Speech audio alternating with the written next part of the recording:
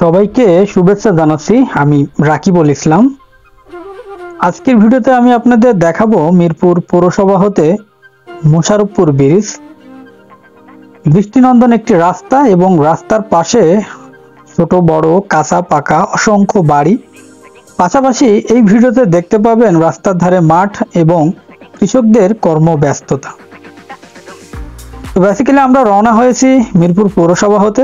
মিরপুর যে GK canal তার পাশ দিয়েই আমরা নেমে এই রাস্তা ধরে চলতে শুরু করেছি। আর দেখুন রাস্তার বাম পাশে একেবারে রাস্তার কোল ঘেঁষে কত সুন্দর সুন্দর বাড়ি। কোনো বাড়ি রং চং, কোনো বাড়ি টিনের, কোনো বাড়ি কাঁচা কিংবা টিনের চাল, টিনের বেড়া, এ ধরনের অসংখ্য অসংখ্য বাড়ি রয়েছে একেবারে রাস্তার কোল ঘেঁষে। সাম্প্রতিক সময় হয়তো রাস্তাটির কাজ হয়েছে এবং রাস্তাটি কিছুটা হলেও প্রসারিত হয়েছে, যার কারণে এই বাড়িগুলো একেবারে রাস্তার কোল ঘেঁষে তৈরি হয়েছে। মাঝে মধ্যেই বিল্ডিং বাড়িও চোখে পড়ছে। বেশ কারুকাজ সম্পন্ন কিছু বাড়ি রয়েছে এই রাস্তার ধারে, তা সত্যি দৃষ্টিনন্দন।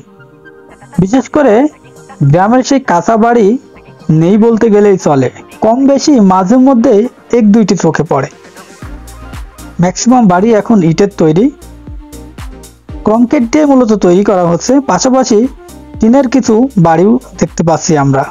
দেখুন কত চমৎকার একটি মাঠ, আর ওই দূরের যে বাড়িগুলো, পাশাপাশি গ্রামের আসলে বাড়ির চারপাশ জুড়ে যে নারিকেল গাছের সারি থাকে তা দেখতে সত্যি দৃষ্টিনন্দন।